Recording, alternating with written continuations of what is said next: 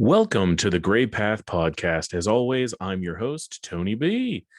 Today, we are going to do a special episode in the sense that this episode is actually dedicated to my nephew, Jared, who I recently reconnected with. Today, we're going to talk about a game that dominated a lot of my youth and probably a fair share of my young adulthood as well. And that game is the trading card sensation Magic the Gathering. Now, my nephew, I believe he's 15 now. He has really kind of dove into Magic the Gathering, and I just recently reconnected with him on a quick trip to the West Coast. And it was great to see that he really is. He reminds me a lot of my younger self. He really is one of us. He's a super geek, has a little trouble connecting with the rest of the world, but he is obsessed with Magic the Gathering. Really enjoys the game, enjoys the strategizing that goes into it. We played a few games when I was out there. It was fantastic to see that passion in his eyes, and it really kind of inspired me to take a look at the game and base an episode on it. And that's what we're going to talk about today. Specifically, we're going to talk about how Magic the Gathering has shown me the difference between reactive and proactive thinking, and how the game itself and learning how to play the game can help you in getting further in life, because these lessons that are learned, how they can carry over to other aspects of your life. So, for those of you who aren't familiar with Magic the Gathering, let's talk a little bit about what it is. So, it is what is called a collectible trading card game. Arguably, it is the first collectible trading card game. And even if there is something that came before it, there is no doubt that TCGs, which is trading card games or collectible trading card games, they all owe their prominence to Magic the Gathering. It was the OG, if you will. So Magic the Gathering was created by a man named Richard Garfield and released by Wizards of the Coast back in 1993. Now, this was prior to Wizards of the Coast being purchased by Hasbro. That happened at a later date. I got into Magic, let's see here. I graduated high school in 2003, so it must have been somewhere around the year 2000 when I first got into it. Now, by 2018, and this is the most recent statistic I could find, there are approximately 35 million players of this game worldwide, and it's multimedia phenomenon. Not only is it a trading card game, it has apps you can play on your phone. It has online components where you can play the game online. It has board games attached to it. It's everywhere, because it is owned by Wizards of the Coast. Recently, right now, there's the newest edition of Magic the Gathering is actually tied into Dungeons and Dragons. They did a crossover event. So Dungeons and Dragons got two what they call source books based on the worlds of Magic the Gathering, or some of the worlds of Magic the Gathering. And Magic the Gathering's newest set is based on Dungeons and Dragons. So it's super cool, a lot of crossover. So going back to when I got into it. So I got into Magic the Gathering, like I said, I believe it would have been right around the year 2000, based on some other stuff that was going on in my life. That's the best date I can pinpoint.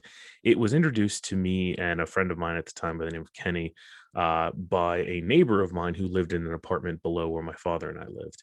And he was a cool dude. And we were sitting out in the hallway because this was like a multi-tiered structure, if you will. And we lived on the top floor. This gentleman lived on the middle floor, and then there was a bottom floor, which was where you walked into the building.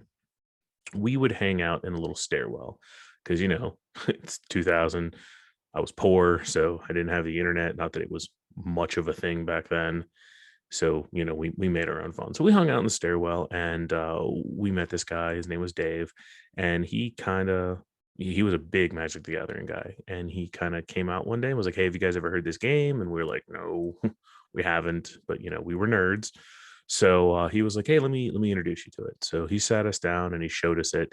And to me, there was like a switch flipped in my mind. Like immediately, the depth of the strategy and what this game could be really kind of just enveloped me. And Dave kind of set a standard that I followed, for years to go, which is when he realized that my friend and I were interested, he gave us for lack of a better term, like a care package each. Like he gave us a bunch of cards and was like, "Here, these are yours now. build your decks from it, and let's play. So over weeks and months and years that followed, I became, I guess you could say, obsessed. I think obsessed is probably an accurate description. I used to sit in my room with my cards spread out around me and, like, this big circle. And I would just stare at them and pick through piles and look at cards, and started to, really get into the concept of deck building. So let me explain to those who are not familiar with how Magic the Gathering is played. Let me explain it to you. If you are aware, just think of this as a refresher. So Magic is played by at least two players. There are formats in which more than two people can play, but traditionally it's two players. Each player has a deck of cards. Depending on the format, that deck of cards can be as low as 40 cards or as much as you can shuffle with your own hands without assistance. So if you're like a basketball player who's got some big mitts, you could theoretically make a huge deck of. But on average, a deck has about 60 to 80 cards. I typically run 60 cards. I had a few decks that were more. 40 cards is what's for a format called Booster Draft, and that's like the minimum that you are allowed to have. Anyway, so it's played by two players. Each has a deck of cards. Now, these decks can either be purchased pre-made. Basically, you go to the store. There are decks of cards that are pre-made, already designed by professionals, and you can play those. Or you can build your own, which is like a meta game, you could say, within it. And to me, is the most fulfilling aspect of the game. So each player has a deck of cards. Each player starts with 20 life. Now, they each start with a hand of 7 cards, and then they take turns going back and forth. So you're drawing cards and you're playing cards. In order to play cards, you have cards in your deck called mana, or lands. And there's 5 main colors of Magic: white, black, blue, red, green. So for white, you've got plains; black, you've got swamps; red, you've got mountains; green, you've got forests; and blue, you have islands. So as you're playing your deck, you're drawing these lands, you're putting these lands into play, and you're using them to pay for other cards. They could be creatures, spells, enchantments, artifacts. And as you play, you basically are dealing damage to the other player. There's a couple of ways of winning at the game. The most common is you take the other player's life to 0. There's also, you can do what's called milling them, which is you force them to draw all of their cards. And if it comes to a point where they cannot draw anymore, they lose. Unless, yeah, we're just going to leave it at that. There's, of course, caveats and stuff based on the cards you have in play. That's the gist of the game. And it may sound kind of complicated if you've never looked at it. It's not. It's a lot like chess in the sense that it's really not that hard to learn it. It's incredibly hard to master it. So as you learn the game, you can play or build a deck that is as simple or as complex as you like.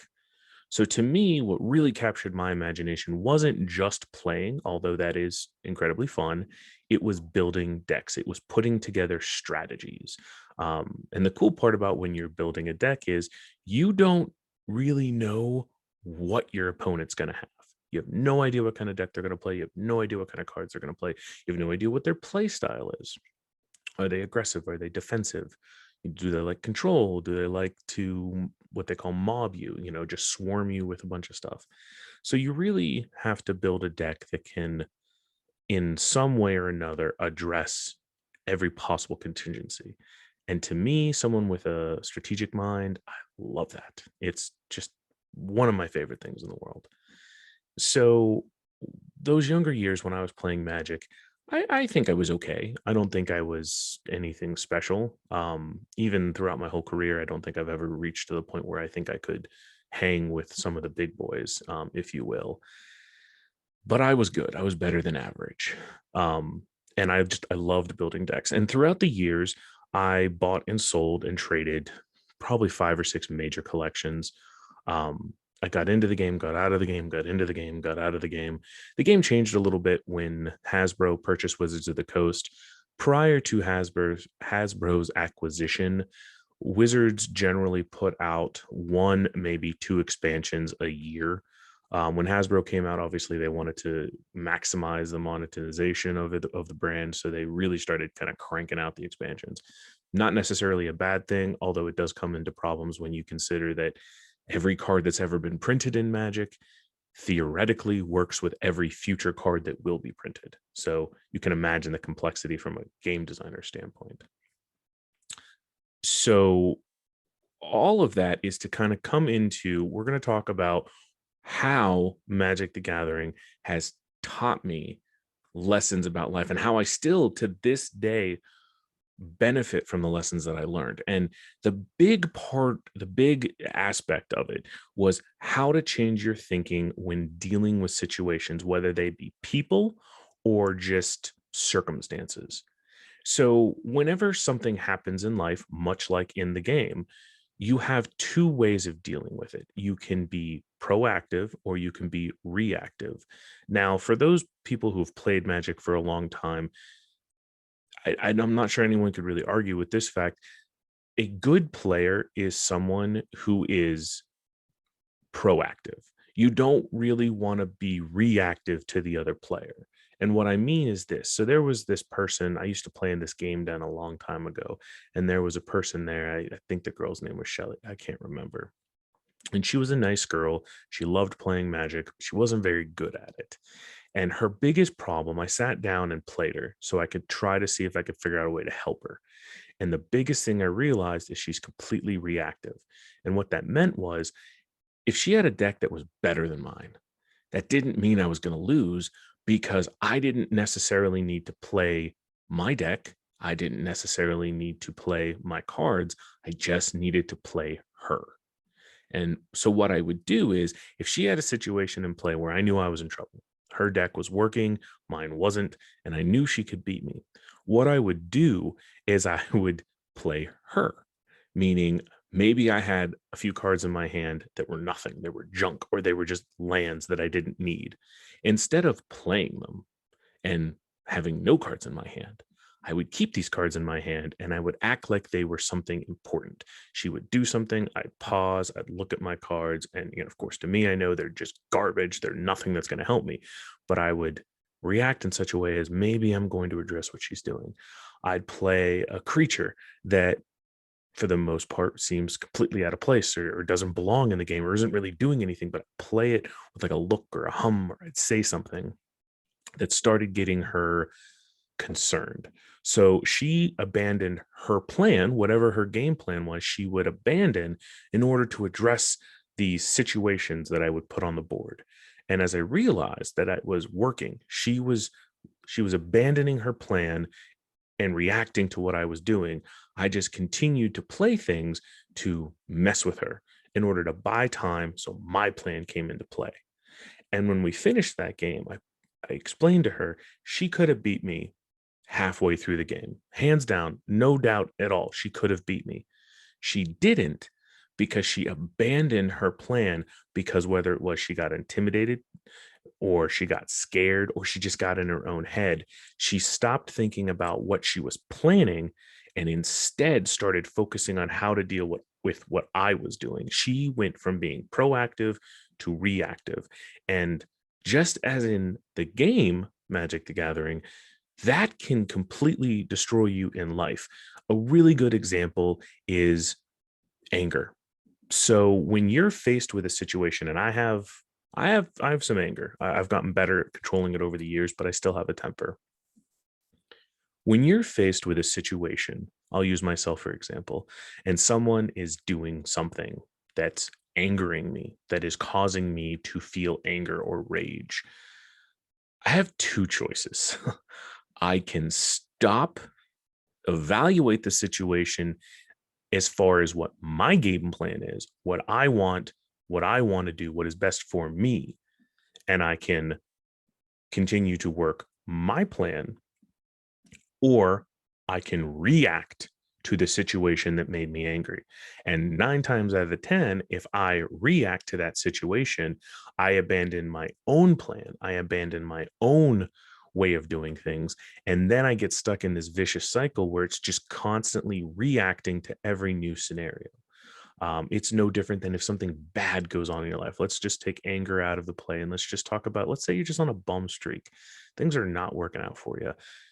Pandemic was a great example. I mean, how many people lost their job or quit their job or lost loved ones? Life got tough end of 2019 and all of 2020. So when you're on a bum streak, you have a choice. You can be proactive and continue to push your agenda, whatever it is that you're doing, or you can get stuck in a vicious cycle of reactivity where everything that bad that happens to you come back and you go, oh man, sucks to be me. That's crap. This is garbage. And you get into that negativity. And that negativity, excuse me, that negativity and that reactiveness gets you stuck in a rut where all you end up doing is jumping from one thing that you're reacting to the next. And the longer you get stuck reacting, and not being proactive and not going through and pushing your own agenda, that's the farther you get from getting where you want to be. We all have somewhere we're trying to get to, whether it be a physical place, an economical place, a financial place, a mental place. We all have somewhere we're trying to get to. The best way to get to that is to have your game plan and to do what you need to do to get there. So you make your plans, you adapt to those plans, but you continue to push forward, you continue to take those steps, you continue to keep swimming, as Dory says. But when you get reactive, you get thrown off of your plan. Now, that's a caveat here. That's not to say that being proactive doesn't mean that you react to things. You do react to things, but you react to things on your own terms. And that's vastly different than reacting to something because someone's playing you. There's plenty of manipulative people out there, and most manipulative people continue to manipulate by creating circumstances that force their mark, if you will, to react to whatever stimulus or whatever event the manipulator creates. So learning how to spot a proactive stance versus a reactive stance, well, Magic the Gathering specifically is amazing for this. So just a few days ago when I was out on the West Coast, I was playing Magic with my nephew. I haven't seen him since he was came up to maybe my waist. Now he's about a head taller than me. So it's been a long time since I've seen him. Haven't spoke with him, haven't heard from him. So it was kind of like meeting a brand new person. So we sat down and we played. And my mom and my sister were like, "Oh, he's really big into it, and he's a big." And I'm like, huh. And I kind of patted myself on the back, got a little arrogant, and I was like, "Okay, well, he might be a geek or a nerd, and the analogy I used was he's like a little baby level one, and he's just going about doing his thing, and he's just the wide world is his oyster, and everything's great. I'm like the level 70 grizzled veteran, like." I was like, I've been a geek for my entire life. So, I've played Magic for years. I mean, years. I got in and out of the game multiple times. So I was like, I felt even before I had a chance to sit down and play with him, I knew there would be things I'd be able to teach him. And, maybe there'd be things I'd learn from him. So we sat down and we played with decks that he built because I wanted to see what he's like. You can learn a lot from someone based upon reviewing a deck and playing a deck that they built. You can get a good idea of how they think. So I let him choose. I was like, whatever deck you want, you just give me whatever you want and you play whatever you want. So he gave me a deck. He played, I think if memory serves, the deck I played was green and red. I honestly can't remember. It was green and something. I think it was green and red. And he played something. I don't remember. And we went back and forth. Ultimately, I won. And honestly, I didn't win because I had a superior deck. I just won because I was able to play him a little bit more. You could tell he didn't know what to expect from me, so I kind of played off of that innate intimidation to win. So I got a good idea of how he built. So when we were done, we ended up going over. We had like a little family dinner, and once dinner was done, we went back over to my sister's, and I said, Jared, that's my nephew, and I said, Jared, okay, this is what we're going to do. And I told him this during dinner. I was like, we are going to go and get all of your common cards. So pause the story real quick. In Magic the Gathering, traditionally, there were 3 tiers of cards. There were commons, uncommons, and rares. And when you would buy what's called a booster pack, which is like this little pack of cards you'd buy in the store, you'd get, I want to say, and this could be off. I think they've changed it over years. It was like you got 15 common cards, 3 uncommons, and 1 rare, with a chance to get a foil, which is like a little holographic looking card, which may or may not be an uncommon or rare. So rare cards are rare, uncommon cards are uncommon, and common are common. Now, within the last, I don't know, 10, 15 years, they added another tier called Mythic, which is even like more rare. But most people, especially players who've accumulated a large collection, they tend to play with decks that are very heavy in rare cards. Rare cards tend to be more powerful. Rare cards tend to be just better. They work more in combos. So people rely pretty heavily on them. I'm just as guilty as everyone else. I've had decks that are 90% rares. So I told Jared, I was like, look, we're going to play again after dinner, but this is what we're going to do. We're going to take out all your common cards and we're going to put them on the table. And we are each going to build a deck that is nothing but common cards. And of course, like this shocked him because who builds an all common deck? Common cards are common. They're generally not very powerful. They don't trigger the best combos. They're just, they're fill. They have their place, but they're not ideal to build decks out of them. So what was interesting is as I told him that, even in that encounter, you could tell the difference between proactive and reactive, because like his mind switched and he went straight to proactive mode. And it was almost to the point where he was getting overwhelmed because he started thinking and he was like, okay, well, I could do this, I could do this, I could do this, I could do this, I could do this. And like all these contingencies and ideas started popping in his head and he started getting in his own way. And I'm just sitting there eating my dinner and I'm like, buddy, just chill out, man. Who knows what you're going to build until you start going through that pile.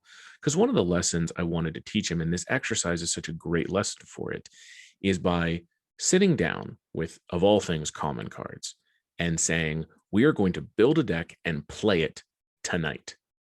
That forces you to make decisions. That forces you to become proactive. Because as you're digging through the cards, you'll start to see, oh, this is a really cool card. I like this. Maybe I want to see if something else works with it. And just like it helps you become a better Magic player, that kind of situation helps you become a better person. Because how often are we in a situation where we are inundated with information and we are forced to disseminate, or not to disseminate, I'm sorry, we're forced to analyze it and come to a conclusion quickly. And a lot of people freeze. Public speaking is a good example of that. Writing a report for school or your business is a good example of that. So I was trying to show him, by using Magic the Gathering, ways to help him become a more decisive thinker, a more proactive thinker. So dinner concluded, we went over, we put out all the cards, and we started looking through. Now, I'm an old man, or as I joke around, I'm an old man now, I'm 36. I started getting tired about 9:30. And, Jared, he's 15. So we're going through and he's like, I think I'm going to do this. I think I'm going to do that. And I had like a couple ideas of what I wanted to build. And of course, I had these grand ideas of what I wanted to build, but my tired brain was just not having it. So I built a real basic white deck, nothing to write home about. I knew it was going to work well.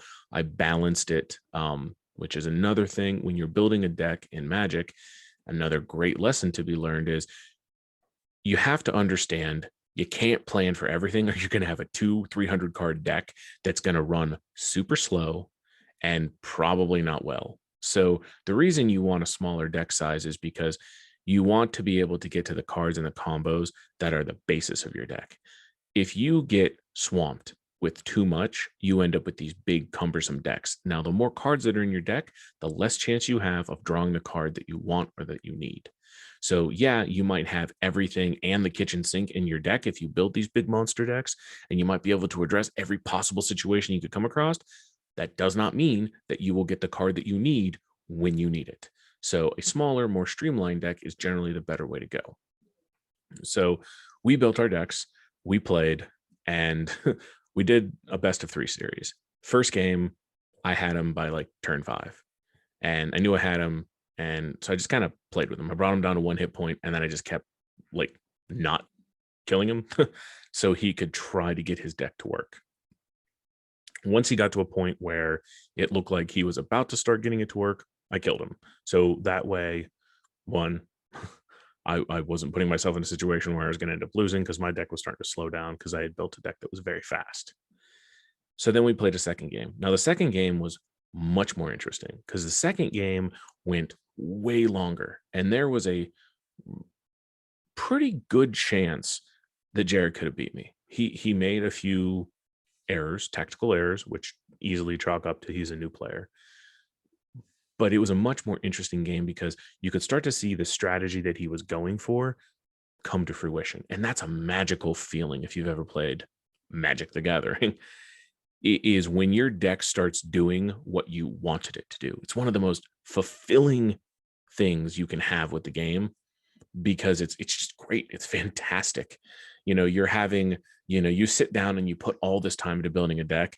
And even if, to me, I could win, but if it doesn't do or act the way that I intended, it's like just not satisfying. I don't like it.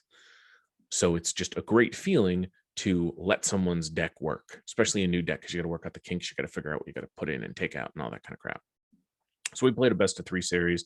It was a lot of fun. Unfortunately, I was only in town for basically a day, and then I had to fly back home. So we didn't get to play anymore, but it really encouraged me to do this episode because there's just so many lessons from playing the game that apply to real life.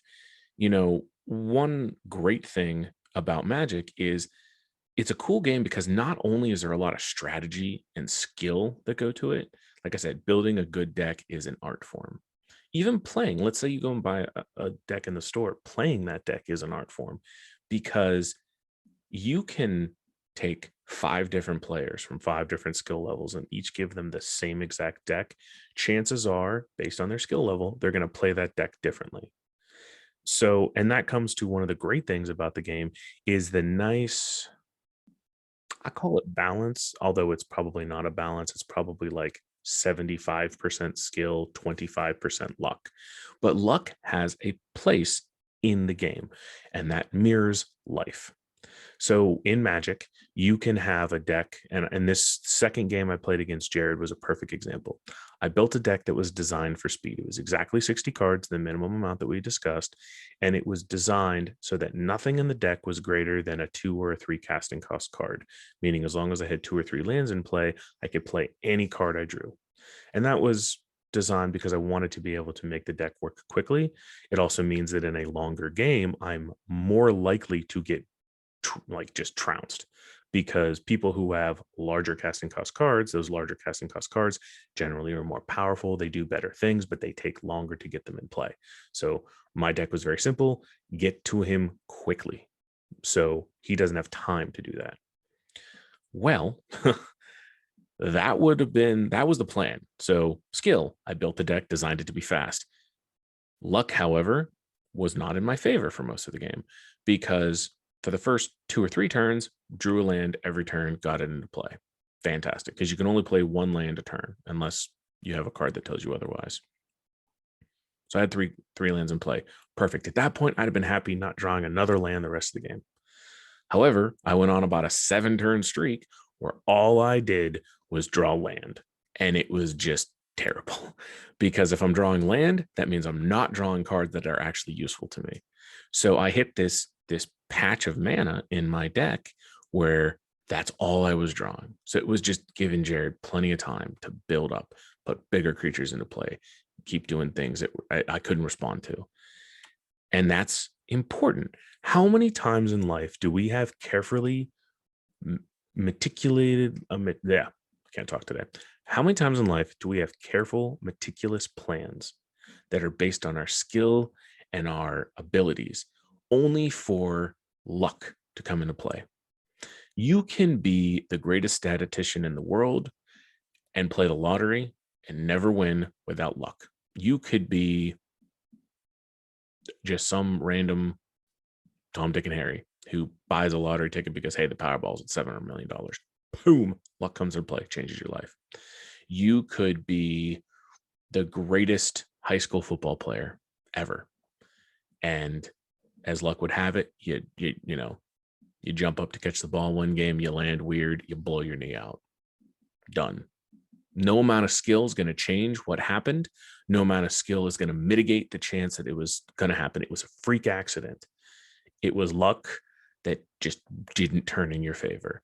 In the same way, how many times have famous actors been discovered doing nothing? I mean, what I believe there's a story where Chris Pratt got discovered because he was a waiter and he happened to wait the table of a director who liked the way he looked and cast him in a movie, and now he's Star Lord and he's, one of the most famous people on the earth.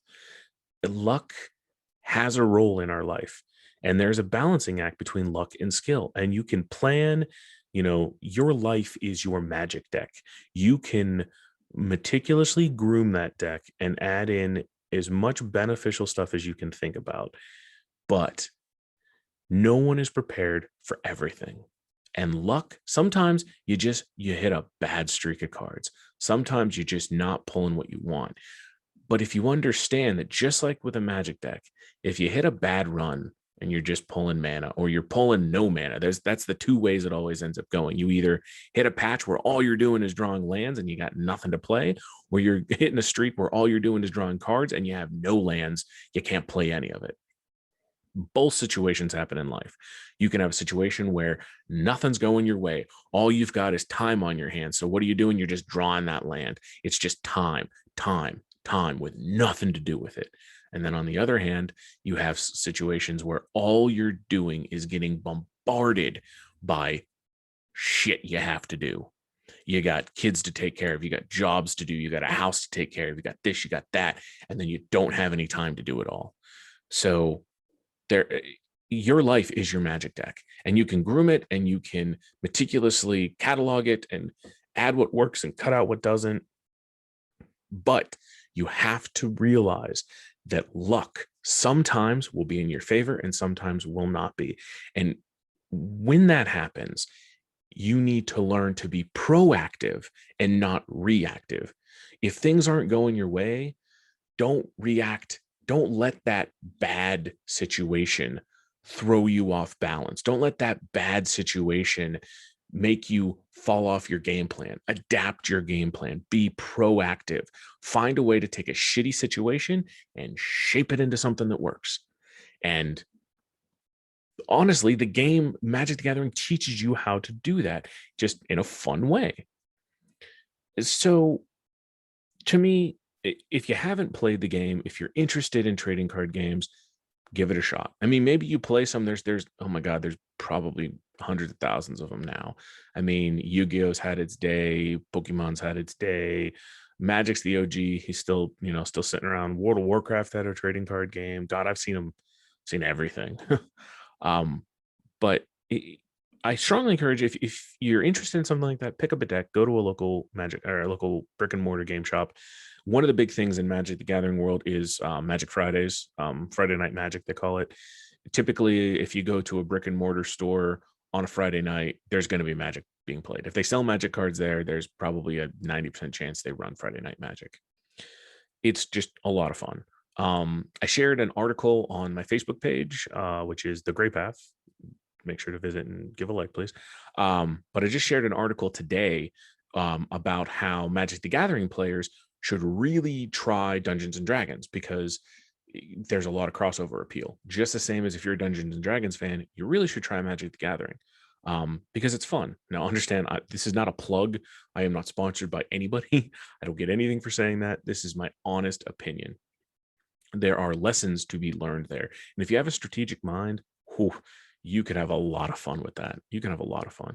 And yeah, it can get expensive, no doubt, but you could just as easily, Goodwill, not a lot of people know this. Goodwill actually has an auction site. It's called shopgoodwill.com.